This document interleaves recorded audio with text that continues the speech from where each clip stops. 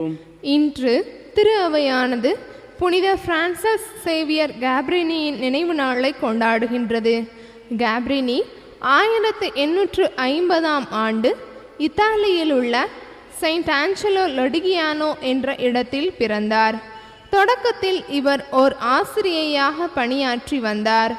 அப்போது இவருக்கு துறவியாக போக வேண்டும் என்ற விருப்பம் ஏற்பட்டது. அதன்படி இவர் ஒரு துறவு மடத்திற்கு சென்று தன்னுடைய விருப்பத்தை வெளிப்படுத்தினார்.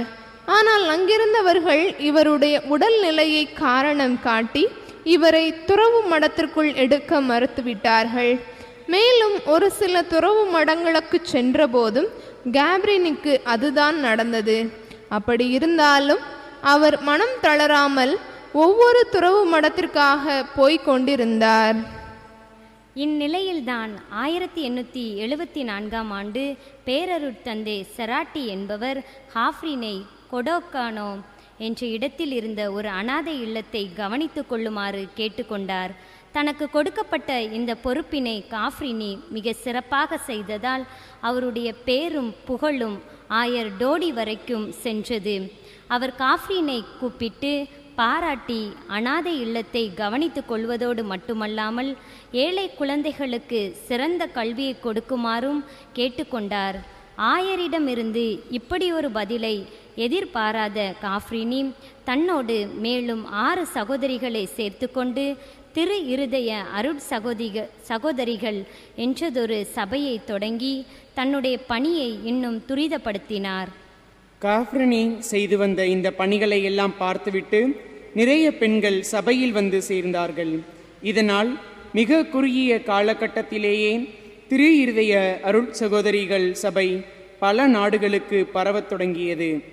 அனாதை குழந்தைகளை கவனித்துக் கொள்வதும் அவர்களுக்கு நல்ல கல்வியை கொடுப்பதும் என்று காஃப்ரினியனின் பணி மிக தீவிரமாக போய்கொண்டிருந்தது. ஆனால் அவருடைய உள்ளத்தில் சீனாவிற்கு சென்று மறைப்பணி செய்ய வேண்டும் என்ற எண்ணம் இருந்து கொண்டே இருந்தது. இது குறித்து அவர் அப்போது திருத்தந்தையாக இருந்த 13ஆம் சிங்கராயரிடம் கேட்டபோது, கிழக்கில் வேண்டாம், மேற்கிலேயே பணி செய் என்று சொல்லி அனுப்பினார். இதனால் காஃப்ரினி நியூயார்க்கிற்கு சென்று அங்கு தன்னுடைய பணிகளை செய்ய தொடங்கினார். நியூயார்க்கின் கடற்கரை ஓரங்களில் இவர் பணி செய்ய தொடங்கிய காலகட்டத்தில் நிறைய பிரச்சனைகளை சந்தித்தார். அவற்றையெல்லாம் இவர் பொருட்படுத்தாமல் ஏழை குழந்தைகளுக்கு கல்வி கொடுப்பதும் மருத்துவ சேவை செய்வதும் புலம்பெயர்ந்தோருடைய நலனில் அக்கறை செலுத்துவதும் என்று தன்னுடைய வாழ்நாளை செலவழித்தார். இவர் செய்து வந்த பணி பலரையும் கிறிஸ்துவின் பால் கொண்டு வந்து சேர்த்தது. இப்படி அயராது பாடுபட்ட கேப்ரினின் உடல் நலம் மெதுவாக குன்றத் தொடங்கியது. அதனால் இவர் 1917ஆம் ஆண்டு இறையடி சேர்ந்தார். இவருக்கு 1946ஆம் ஆண்டு புனிதர் பட்டம் கொடுக்கப்பட்டது. புனித காஃப்ரினியின் நினைவு நாளை கொண்டாடும் நாம் அவரிடமிருந்து என்ன பாடத்தை கற்றுக்கொள்ளலாம் என்று சிந்தித்து பார்ப்போம். மனம் தளராது உழைப்போம். தூய காஃப்ரினின் வாழ்க்கை நமக்கு கற்றுத்தருகின்ற மிக முக்கியமான பாடம் நாம் ஒவ்வொருவரும் மனம் தளராது உழைக்க வேண்டும் என்பதுதான்.